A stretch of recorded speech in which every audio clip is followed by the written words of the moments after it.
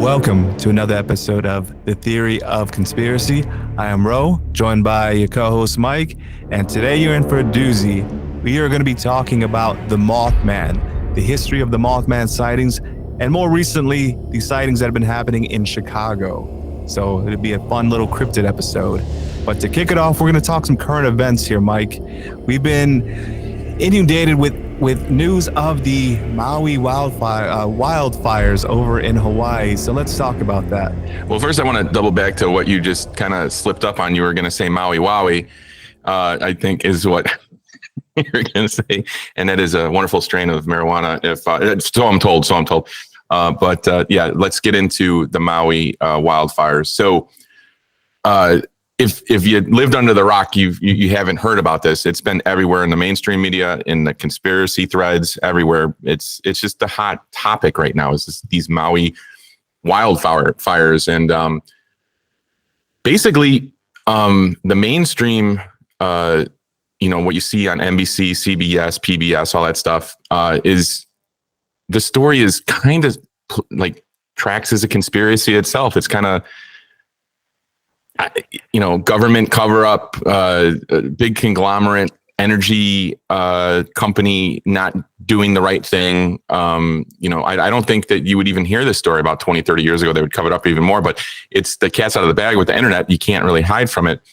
Let's just get into that portion first. Yeah. So let's talk about what they're saying happened before we get into all of the alleged stuff. Yeah. And I have to say that I kind of just, to put this out there, I kind of think that the mainstream story is what's happening. I don't think it's nefarious enough. I don't know why we have to have these conspiracy theories with it. You know what I mean? So, but yeah, let's get into that. So basically the energy company that is run out of Maui and Hawaii and stuff like that, had overgrown trees by the power lines, and a brush that isn't indigenous to the area, that if it dries out, it becomes like kindling for the fires. And ultimately what happened is that one of the power lines got blown over by, strong winds, or, it fell over. It sparked a fire. It started a wild brush fire. It burnt through major cities. Like, our hearts go out to the people that are dealing with this. I can only imagine like losing your home and losing someone that you love, and then having to pick up the pieces, and everyone in the world basically talking about what is happening. And it's just a really sad story to begin with. But let's get into the energy portion of it. The energy company, who is owned by a conglomerate called BlackRock. If you know, in the conspiracy circles, BlackRock, and there's a couple other major companies, Comcast, they own nearly everything. There's basically tentacles into every major corporation through these ultra corporations, is basically how it works. And this isn't this isn't even a theory. This is fact. I mean, you can check and see, which company is owned by which company. Like Nestle owns, I don't even know, countless amounts of like food products and stuff like that. Food companies, all of that stuff. What happened here is that the company that is owned by BlackRock received federal funding to they requested it, saying that we need to maintain the trees around the power lines. We need to cut this brush. It's a hazard. This is about a year or two ago that this went out. They got the money.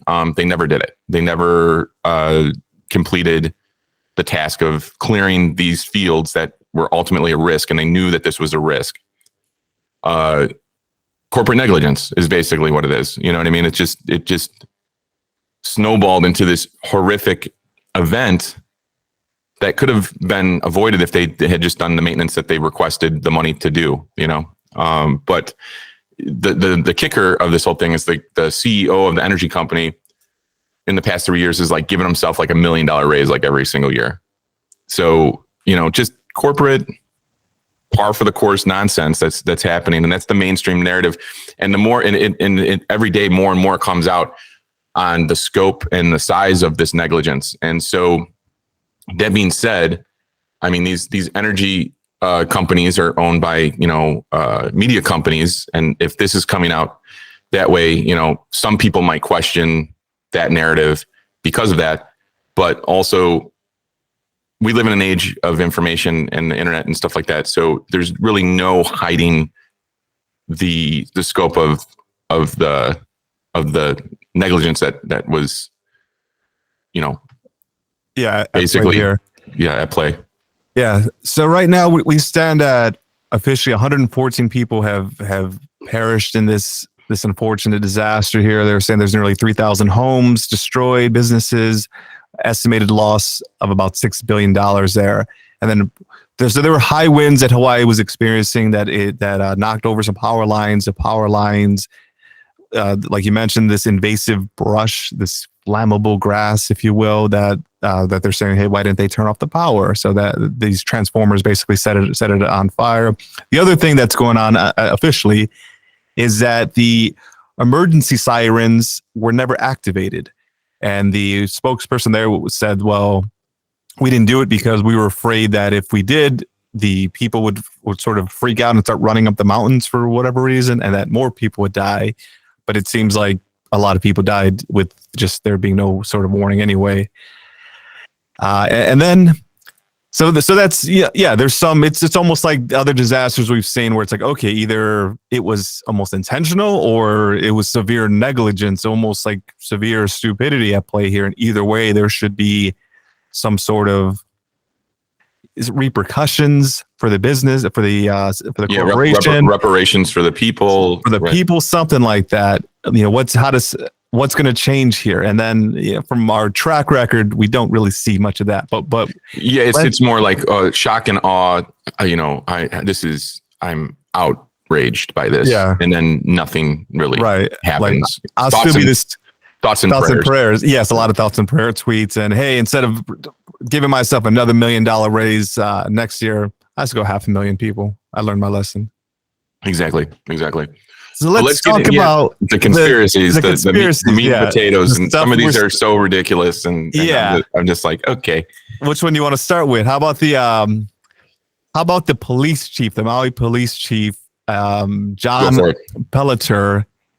That people are making some insinuations here because he's the guy who's the Maui police chief now, that they were saying if there's something that happened, he's part of that cover up. Coincidentally, he was once a police chief in Las Vegas during the mass shooting that happened there, that some people allege has some conspiracy ringings to it. So they say this man is connected to both of these events in basically participating in a cover-up, and just how coincidental that this man was part of that, and now he's made his way to Hawaii. Well, regardless if that's true or not, it is a huge coincidence. Yeah. So, I mean, even if you take into that camp, if you go into that camp of, oh, this guy did it, I can see where you can make that leap. You know what I'm saying? Who knows with that? I personally don't really buy into stuff like that, but it is a major coincidence. That's for sure. Yeah. There's some police officers, chiefs that may make a whole career and not really see much action or have to use their weapon or things like that. And this man has been part of two events in American history that are going to go down, as pretty major. So interesting coincidence, right? What other weird stuff have you been hearing about on the rumblings? Well, the other one is that China has laser technology, and there's so many laser conspiracies that they range from China did it to the U.S. government did it to, but basically space lasers. Space lasers, they call them directed energy weapons, but yes, basically freaking space lasers, space cannons. Right, exactly.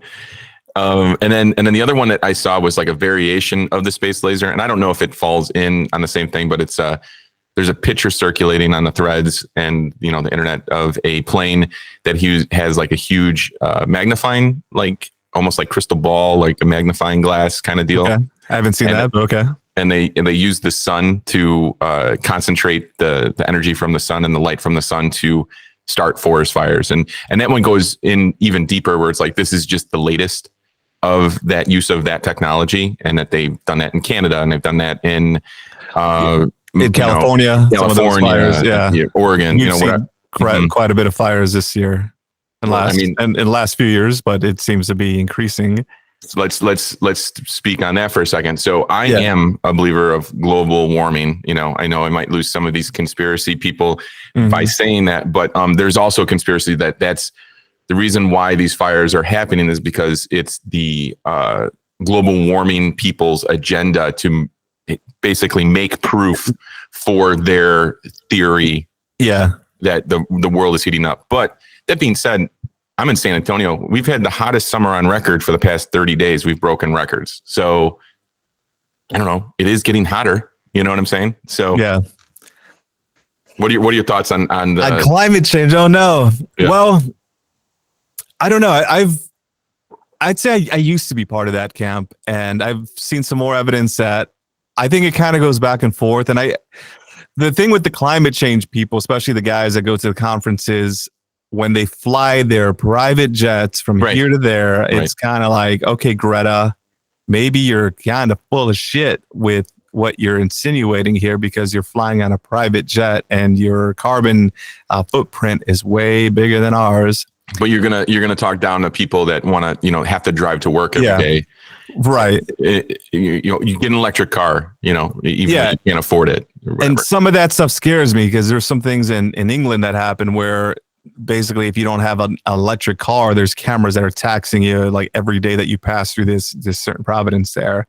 So I do think with the carbon tax, it could be if it comes through, it could be another form of control and just crushing down people. It's not even could be. It is like if there's a saying, right? If a law is there to only affect the people of that don't have wealth, then that's an oppressive law, right? Because Joe Millionaire can go drive his Ferrari and pay the tax, and it's not going to hit him the same way that it would hit someone just trying to get to their job.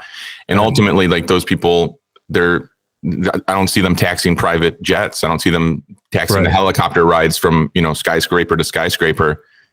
It's a punitive law for the working class. So it is. Right. I mean, like you can't tell me any different. And as far as being the hottest, like I would say with the planet Earth and the ideas we've talked about of civilizations and that may have existed and are completely gone, I would probably say that there have been periods on this Earth that have been hotter than it is now. I would say there have been periods on this planet that have been colder than they are now, wetter, drier, all of that, right? Like Ice Age and the Fire Age and all that. And all of that happens, I would say all that happened without us little dirty humans polluting it. So I'd say the Earth is going to burn. If the Earth's going to burn and it's going to freeze and it's going to get wet and it's going to get muddy. And I don't know if we may be helping with it, maybe indeed. But so I agree with you. I do think that there are things that we can do to help, do this. Yeah, but I don't think that government is. Like I said, it's that they're like, they're being penny wise and dollar foolish, right? Like it's like, hey, you guys, you should drive electric cars. Oh, but I'm going to use my private jet, like you said. That's just one example, right? Right. Or what about all the emissions coming out from all the corporations? Like you're not stopping them. Oh, you have to pay $1 million tax credit. Oh, but don't worry, you can write that off for your corporation. It's not a big deal. You know what I mean? I hated when I was in London. Here's this paper straw that'll dissolve before you finish it and make your drink disgusting. But let's put it in a big old plastic cup. Right. That's stupid. What are we even? What kind of I could see if they were like, okay, like this is if they went full throttle with it, right? It's like, all right, this is just how it is. But it's like, oh, the straw is. I get it. I understand that argument. I think people bitching about a paper straw is like drink your drink faster. I don't know what the hell to tell you. that would be me, or I just sip it without it, stain my teeth or something. Let's talk about the space lasers really quick before we jump off that. We just kind of went off of it. I've been seeing a ton of videos on the social media, on either side of the fence. It's either, transformer that fell over or space lasers. And that's a pretty big either or. Right, because they are claiming that these videos, you see this video of like a laser There's like beam, flash, flash, and it then could either it be the starts on transformer. fire. Yeah, it could either be the transformer exploding or a laser. Now, I don't doubt, with some of these allegations, they're saying, hey, there's documents going back decades talking about this technology existing, and I know of these documents. There's treaties talking about space modification, and countries saying, hey, we agree to not basically modify each other's weather, and calls like Armageddon. So I'm totally on board with that, where I believe these things exist out there. Like with lasers, we may not talk about lasers on the regular as far as military operation. You hear about weapons and missiles and things like that, but laser technology is something that's been around for decades. Just because we don't talk about it, I remember hearing about it as early as the 90s, and I can only imagine where we're at now. And if they don't talk about it, I'm sure there's good reason. It's a secret weapon that you don't really want out there, but I have no doubts that we're pretty advanced in that regard. Now, the allegations being said, or the evidence being said about this, is there, you'll see the TikTokers say, look at this photo or these videos of all the destruction. It looks horrible. It looks like a bomb. The melted cars and the trees are still standing.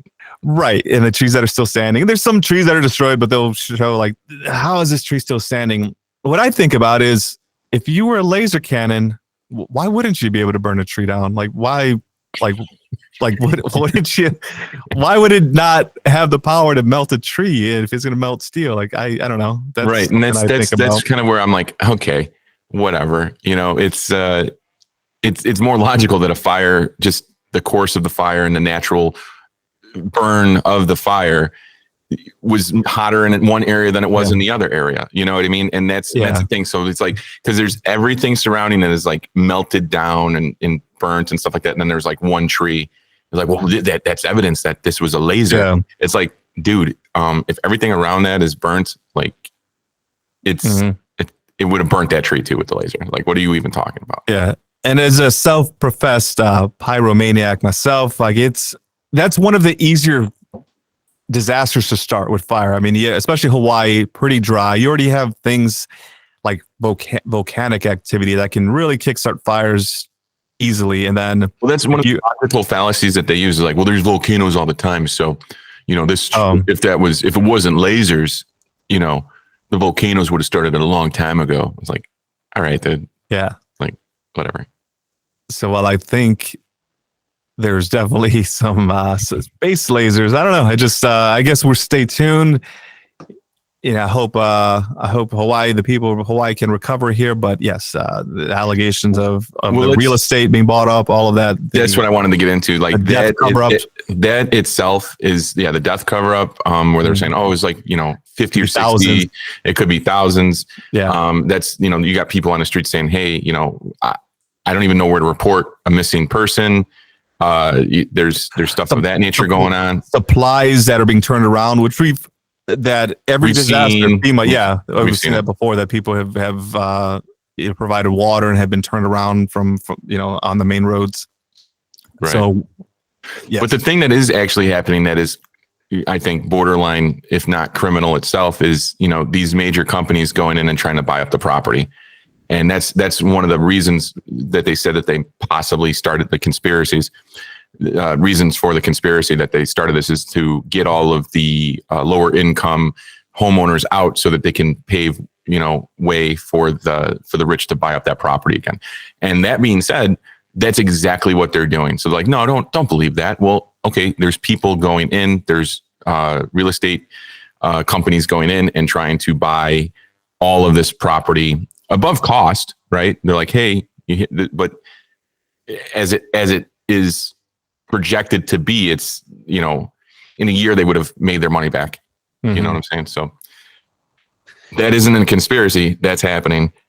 I think it's criminal. The insurance companies are, dragging their feet as always, from what I'm hearing. And it's just sad. My heart goes out to the people that are just trying to make a living and have a home, and they're having trouble with everything that's going on, and having trouble getting the answers that they need to move forward through and out of this tragedy. So And there does seem to be a dichotomy on Hawaii between the natives who live there and this growing sort of elite population, because it's not cheap to go to Hawaii. That's one of the more expensive vacations you could take, let alone buy property.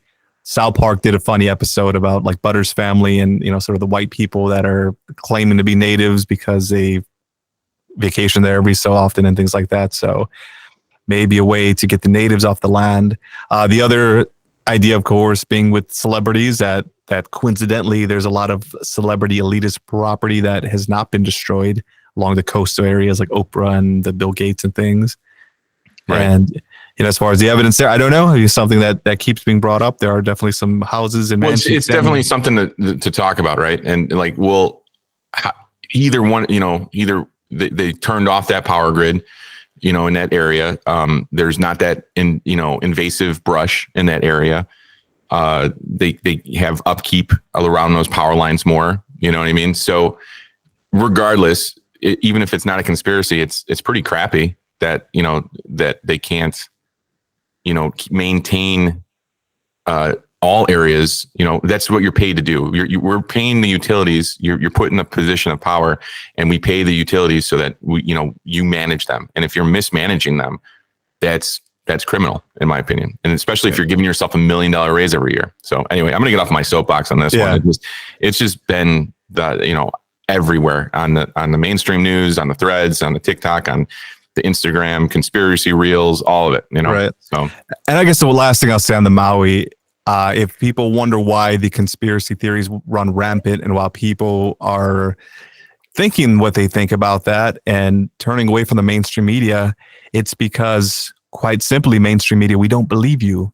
You've given us no reason to believe you. And people more and more are tuning off your bullshit because you're basically covering up for these corporations and these CEOs, right? And so even when you do tell a half truth, and the big truth is that you guys fucked up and you're not taking responsibility for it. That's the main thing. So of course, a lot of people are going to turn away from that and just say, "Oh, of course," because they can't.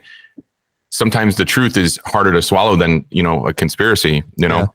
And sometimes these conspiracies come true. Exactly. As we've seen. So it becomes more and more. I'm excited to get into the Mothman because we've been, the last 3-4 months here, we've been speaking things into existence, Rolando. I don't know if we have that power or not, but every episode that we have becomes I know we're a small podcast, but it seems to be the hot button issue the following weeks after we're done talking about it. So we're in our little, headquarters here. Let's see if we can get Mothman to show themselves in Texas and Chicago again. We see. Let's make some magic with the Mothman. I'm excited. So from Maui to Mothman, let's get into it. Okay, Mothman.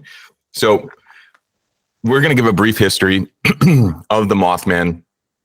And the story origin comes out of West Virginia, out of Point Pleasant in the late not 1600s, the 1960s.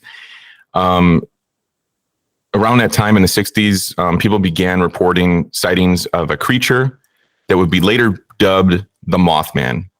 It would reportedly emerge, fly as fast as 100 miles per hour, and oftentimes leave witnesses in a deep sense of dread. Also, people that saw the Mothman and looked into its red eyes also reported time loss as well. When they would see the Mothman, they would feel like they've been sitting there for 2 minutes and petrified, but it would be 3 hours later. UFOs surround this, Men in Black surround this. A major tragedy that happened surround this, we'll get into that a little bit later, of a bridge collapsing. So in 1967, what brought it to a head and kind of ended it was the Silver Bridge collapse, which killed 46 people. But the supernatural connection was the Mothman. They said that they saw the Mothman flying over the bridge before it collapsed. Some people say that the Mothman was the cause of the collapse. Other people say that the Mothman was trying to warn them of the collapse. So again, in the conspiracy world, no one can really agree, but it's just really kind of spooky stuff. And there's plenty of people that see that and it's that saw that and to this day say that's what they saw. They have a Mothman festival in the town. you tell me a little bit about what you know about the Mothman, and I'll hop back in. Yeah, of course. Yeah, it was popularized by a UFOologist named John Keel, who was investigating a UFO flap in the 60s around that time, around Point Pleasant, who it started with UFOs, weird lights in the sky, which started being followed by these weird sightings of a giant, almost like a bat-like creature, humanoid with giant bat wings and glowing red eyes. Can we put a pin in that for 1 second? I'll get into the physical characteristics since you said that. The size and shape is like 6 to 10 feet tall, 10 plus foot wingspan. The species is compared to like a big owl or a bat. Eye colors are red, green, yellow. They glow, orange sometimes. Have all been reported. So it's just, like the humans, they have different color eyes. Other reporters, fur or leather-like skin, bat wings or neck. And then others just say it really just looks like a huge, massive furry moth. But anyway, if you can jump back in, I apologize for that. But I wanted to give as we're telling the story and someone in their mind's eye, the idea of what it looks like. Yeah.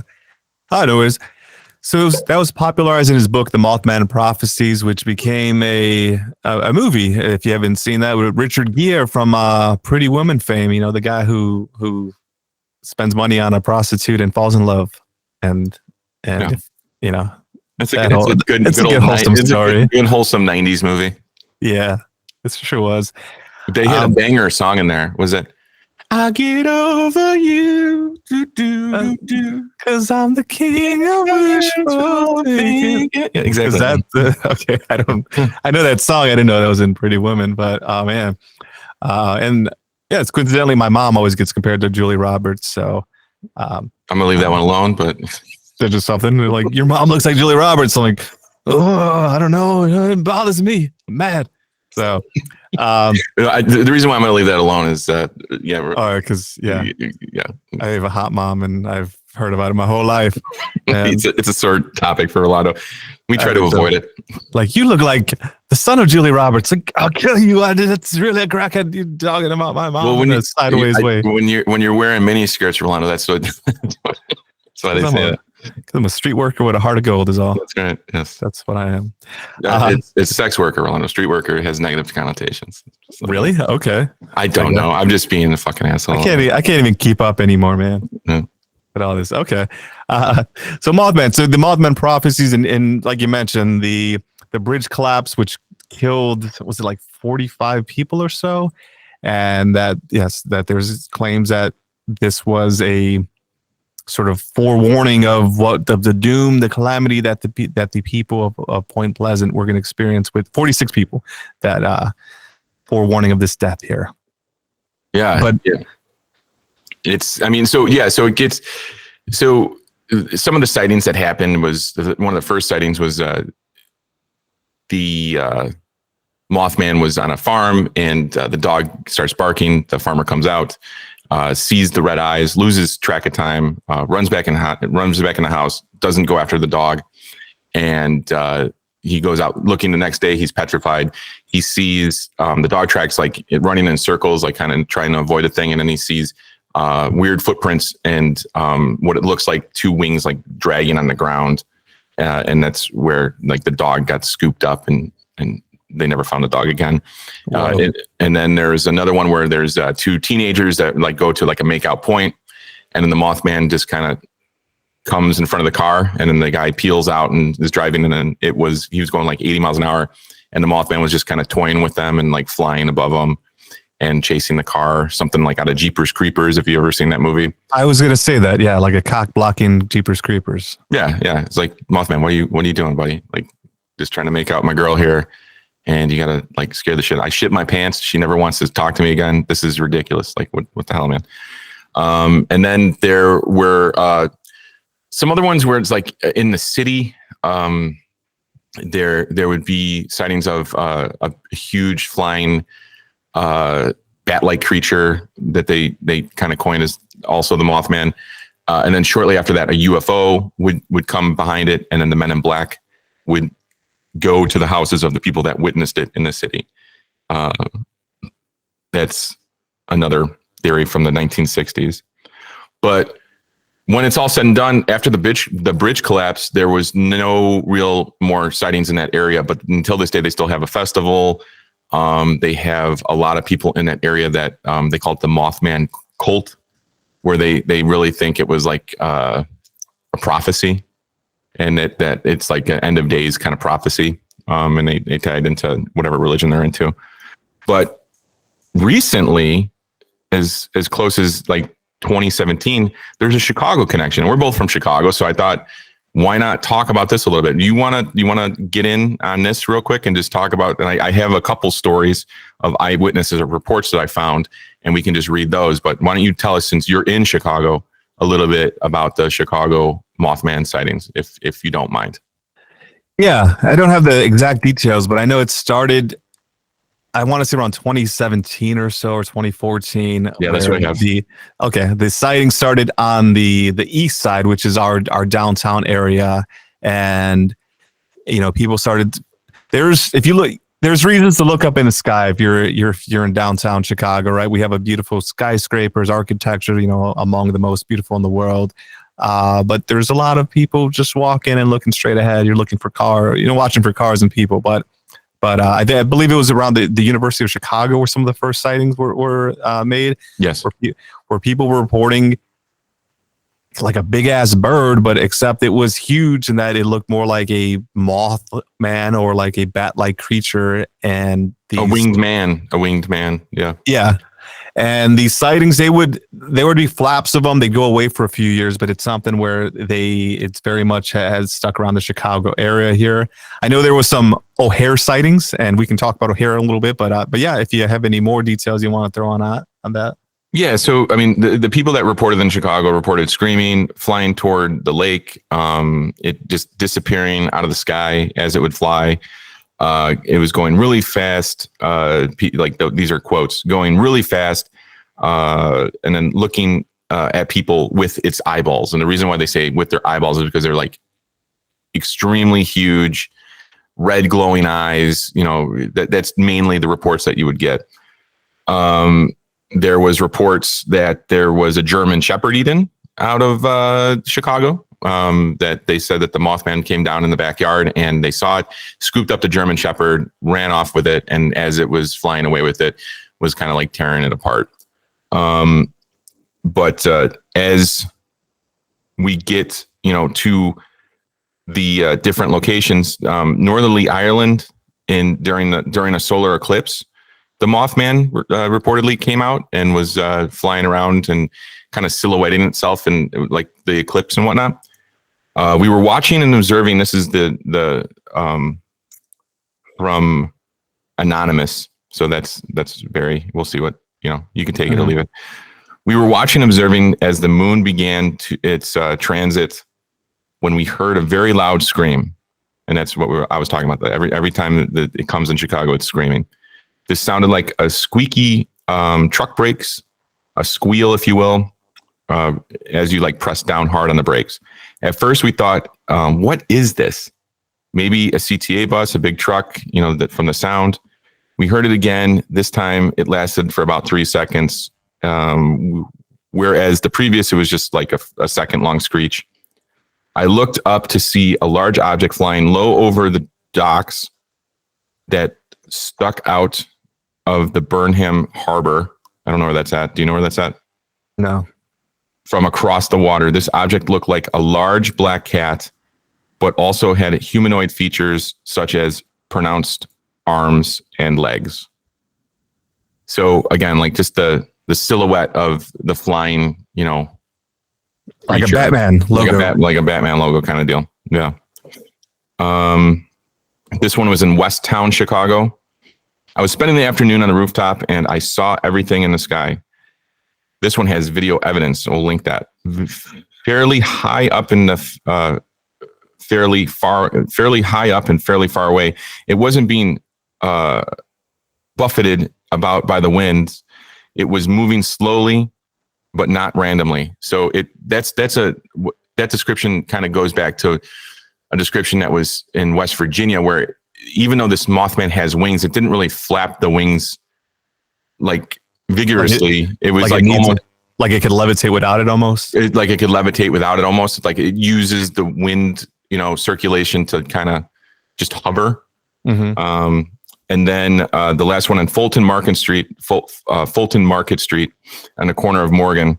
At first, I thought it was a bird, but none I'd seen before, because it was so huge, and the way it was flapping its wings. The longer I watched it, the way it wasn't flapping its wings. The longer I watched it, it was like, what the hell is that thing? And it was just really, really freaky. And then here's another one. He said that it was Bigfoot initially, but then he noticed a very large set of wings attached to its back, and he described the shape of the wings as gargoyle-like. The body was about 8 or 9 feet tall, and the wingspan was about 10 foot wide, and it had dark fur. The arms and legs were well defined. So yeah, I mean, these are eyewitnesses, reports. You can take them as you will, but yeah, the idea that the Mothman is now, and I looked it up, and there's different cities that like it kind of goes to, and it's like almost goes in cycles. And the more I looked at it, it's like it's almost like a migrational thing, where the Mothman is like migrating from area to area depending on, specific events, or which goes back into, is he trying to warn us, or is he creating it, or or is she moth woman, whatever. Let's be politically correct here. What's going on? Moth them. Yeah. Moth they. Yeah. Right, like you said about the migration. So there are some sites that track the number of sightings in Chicago, and you'll see a pattern that a lot of it started near the east side, which is where downtown area is, where Lake Michigan is, and more of them started popping up in more recent years, more west side. There have been some sightings around O'Hare Airport, which is one of the most busiest airports in the world because it's the central hub of the United States. There have been, with O'Hare Airport, some interesting stuff there is in 2006, there was a famous UFO sighting there that was, I guess, allegedly covered up, where they saw a flying saucer floating like right above where the planes take off, and that it was a cloudy day, and that the UFO just shot up into the sky, and that it actually punched a hole through the clouds, and you can see this circular hole in these clouds where it was alleged to have happened. Supposedly there was video evidence, but it was confiscated by the airport, so there's no video evidence that we know about. But this was something that made the news, made the national media headlines there. And now those sightings have turned to Mothman, where Mothman has been sighted in around that O'Hare Airport, because you have planes flying here and there, so you're wanting to make sure there's no flying saucers or Mothman or things there that can be potentially causing any issues and any disasters there. But very peculiar Mothman here. One thing I did want to say with that, because with the Point Pleasant, and who knows if it's connected or not, but they tied to that bridge collapse, that there was some sort of calamity. In Chicago, there really hasn't been a big calamity, if you will. Right. I was just going to bring it up. Yeah. Yep. But if you look at it a certain other way, there actually is, because Chicago has a pretty bad murder rate, especially in the summers. Every weekend, there's a shooting where the amount of people being shot or killed are in the double digits in different neighborhoods there. So maybe, who's to say if Mothman exists or not? Is Mothman, is he drawn to sort of this negativity and this death? And the other thing with Chicago being a major city, it's easy for people to disappear, and you would never really know anything about it because people disappear all the time it's not like a small town. So if Mothman has upgraded from snatching dogs to snatching people, the cover of a big booming city could be a perfect backdrop, perhaps. Yeah, absolutely. It's interesting, man. I love, the cryptid that I relate to most is the Yeti, and the one that you relate to most is the Mothman. And we'll refer to ourselves as that sometimes in our Instagram posts and stuff like that. It's like kind of like a joke. Yeah. But you tell me, are you snatching people off the streets when you're flying? I do not. Okay, you're a nice Mothman. Okay. I'm a solo flyer. Okay, One thing I do want to say, We have a buddy named John who hosts. I don't know if I don't think he still hosted, but he had a show called Cryptid City. I was I was going to be part of that show, and I was hosting an episode with him. I think it just didn't kick off the ground the new season, but we did talk about the Chicago Mothman, and we were covering some of the territory we covered there. But we had an audience that was actually viewing viewing the episode as we were recording it, and it was being recorded live. yeah. And what was interesting was all the stuff they had told us after it was done, when all the cameras stopped and all the mics stopped recording. It was almost more interesting than the show. They were telling us, and some of the folks were in attendance were, some black folks from the like east areas of the city. So this was something that they told us. One lady stated that she's from what's the Chicago? Let me pull up a map really quick. Calumet, that's the word I'm trying to think of. I can think of like the Calumet fisheries, the Blues Brothers, where they hop over the bridge, Calumet. So she stated she lives in that area, that there's this, I believe she said it was a golf course or some sort of parking lot where people are terrified of that area because in the nighttime there's I think it's like a parking lot structure that a lot of homeless people go to, but people are scared of that because there have been sightings of the Mothman in that area. And there seems to be some rumbling, some urban legends there that some of the homeless people that you no longer see may have been snatched up by the Mothman of that area. Another person told me from that same day was that yes, that people are terrified of the Mothman over there, that no one's really talking about it, but that there was, and I haven't seen this story anywhere in the internet or anything like that, where a woman was pushing her child on a swing, pushing her higher and higher and higher and higher until she was in the air, and that the Mothman creature snatched this child in midair as the swing was high up, and the swing came back down. There was no child, and that she reported that but that they're not taking it seriously. Just that right. you probably did it. So this was stuff I hadn't heard anywhere else, but these people were telling me. These are Chicago urban legends that you're hearing firsthand. These are Chicagoans telling me Chicago urban legends firsthand from neighborhoods. Us talking about the Mothman, me making the connection to crimes in Chicago, missing people, and them saying, "Hey, that makes a lot of sense. Let me tell you some stuff we've heard." And and also them in those areas. Sometimes the police don't take reports seriously. As we know personally, in certain parts of Chicago, depending on what your skin color is or whatever the fact may be, they don't give a shit. Well, especially you say my child's gone. The Mothman took him, right? Yeah, the Mothman took him. Yeah, but it's crazy. It's kind of like the movie Candyman. I love the original Candyman. Takes place in Chicago. Well, that's based on actual events as well. Certain things that happen in Chicago in those areas. Yeah, it's Cabrini Green. But the beginning is how these college students are basically doing a whole research paper on urban legends, talking to like the janitorial staff who tells them about Candyman. So sometimes when you talk to people, you hear some weird stuff that you don't always find on the internet or in a TikTok video. So that's something I want to add about at least the Chicago Mothman from some information I was personally told. Yeah. Hey, just to spin off on that, and I'm not trying to, be a commercial here, but we actually have a Candyman episode on our other podcast that's under the Bad Yeti, label or whatever.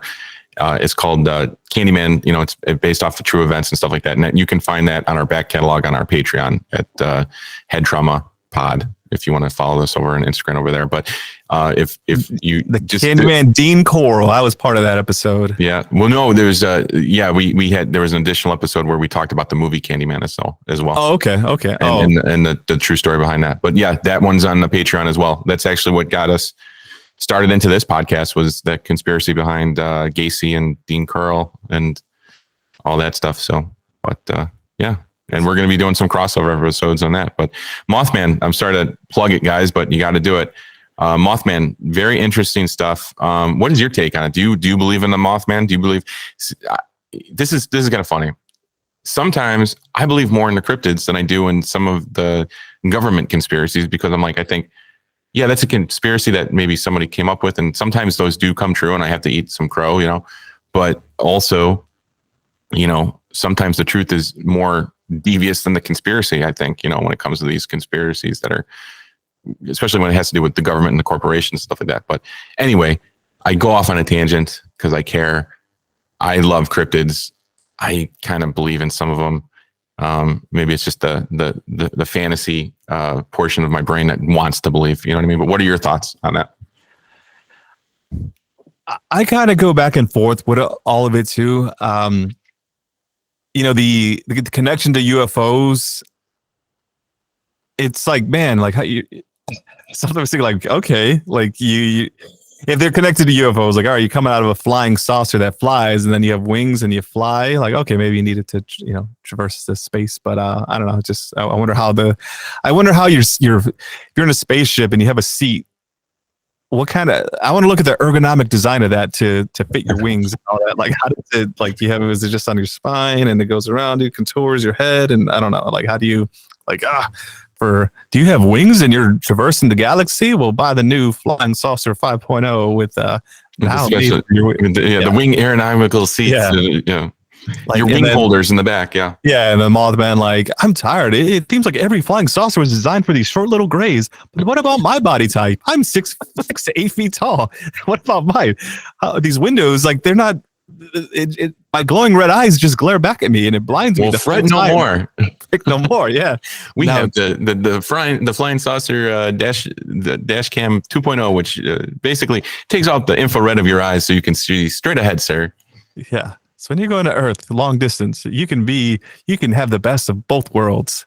Like, yeah. So I don't know, something like that. But I like cryptids. I want to my heart wants to believe in magic and monsters and all that. I think, like stories of dragons or even like the New Jersey Devil, which that's dissimilar from a Mothman. He's a flying monster too that they've talked about.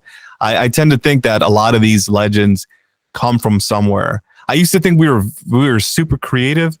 Now I don't think that anymore. I think we just tell stories based on things that we see, and a lot of these weird myths that were kind of just very peculiar and weird, you come to find out, no, man, there's a historical record and they say that's real. So, I think there may be something to it, some sort of big ass bat, big ass owl, or perhaps a Mothman-like creature that we don't know about, either from our right. Earth, so if you or space. The Thunderbirds in Native American lore, right? Yep. Like the huge owls, the huge falcons, the huge eagles, the huge hawks.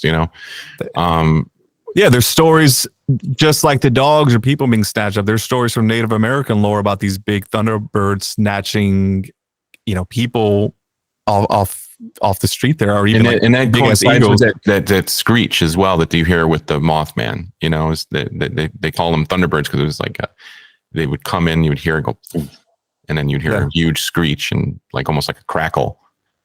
So and some of these are similar to pterodactyls. So there's this idea that there's some dinosaurs that have existed into our modern world, or even like the legend of the dragons, the way that like every continent has these legends of the dragons, or about people slaying these dragons.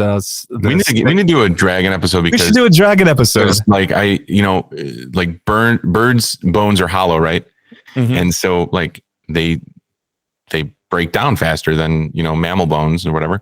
So who's to say that the dragon bones aren't hollow too, man? And that's why we're not finding the fossils of them. Ooh, yeah. I'm just saying, if you're up there flying, you can't have those thick, dense bones. You got to have those hollow bones. You know what I mean? True. You need hollow bones to go to Hollow Earth, bro. Ooh, that's your gateway in. That's right. Show me your bones. Yeah. How do you get through the bouncer? Well, Hollow Earth. I think that wraps up Mothman. I think we went off on a couple tangents. We talked about Maui, Mothman. We talked about, the urban legends. But let's talk a little business and let's wrap up the show real quick. Sounds good. Let's do it. So, hey, guys, we need you to follow us over at the Theory of Conspiracy podcast on Instagram. You can follow us over at anywhere you listen to your podcast, really. But we're really trying to push for Apple Pod or Spotify. Stitcher is also good. Just hit that follow button if you're listening, because we know. We see that we have engaged listenership, but we need to have those listenerships turn into follows. We see that we have about 300-400 people listening to us every week, and we enjoy it. But hit that follow, please. Thank you very much. What else, Rolando? Yeah, we just started a Twitter at the TOC podcast, the Theory of Conspiracy podcast. So look for us there. Just started. We still literally just started. So we need followers. We probably have, I don't know, maybe a few now, but just brand new, fresh out the gate. We maybe put out one tweet there. So follow us there.